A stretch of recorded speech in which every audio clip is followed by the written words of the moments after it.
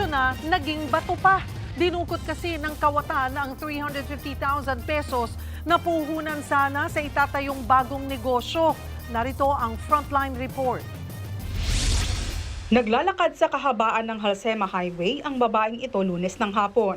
Nakabuntot sa kanya ang isang lalaki. Ilang saglit pa, may dinukot ang lalaki sa bag ng babae sabay tawid sa kabilang kalsada. Napansin naman agad ito ng babae at kinapa ang kanyang backpack. Sinubukan niyang habulin ng lalaki, pero agad itong nakatakas. Ayon sa biktimang si Jenny, isang envelope na may lamang 350,000 pesos ang natangay ng lalaki. Gagamitin sana itong pampuhunan sa negosyo ng kanyang amo na buy and sell ng gulay. Hindi ko alam, sa totoo lang. Diyan ka lang ay tawag dun, your drink, ika na, dingin shock mo nga parang hindi mo in-expect na that time. Kasi so ako naka-apply dito eh. Yung gusto mo lang sana is lumaban sila ng patas. Kasi syempre tayo, lumalaban tayo ng patas sa mga ganong katawan nila. Bata pa naman sila, pwede silang ang daming ang matatanda dyan, nagtatrabaho pa rin sa trading post. Kasi isipin mo, pagka kahit yung pira na yun, ang laki-laki, tapos papakain mo sa pamilya mo, wala ring patutunguhan. Ayon sa La Trinidad Police, posibleng natiktikan na si Jenny sa isang kainan sa bayan kung saan iniabot ng kanyang amo ang pera.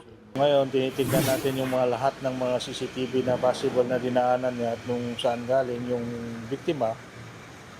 At may nakakita tayong mga CCTV. So, base sa mga CCTV natin na nakuha, tingnan natin yung mga anggulo. Mag-ingat po kung mayroon tayong mga ganyang kalaking pera na i-secure po natin ng maigi.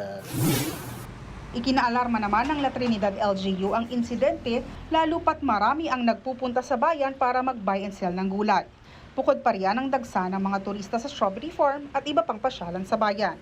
At napag-usapan po natin to with our chief of police at yun nga, pinag-usapan natin who is that person, and at the same time, ongoing po yung investigation ngayon ng ating kapulisan. Sinusundan po lahat yung ating mga CCTVs. Patuloy ang backtracking ng mga pulis sa tulong ng CCTV para matukoy ang pagkakakilanlan ng suspect. Nagbabalita mula sa Frontline, Ana Cruz, News 5. Mga kapatid, Cheryl Cosing po. Maging maalam at may pakialam sa mga napapanahong issue at headlines. Mag-follow at mag-subscribe na sa social media pages ng News 5.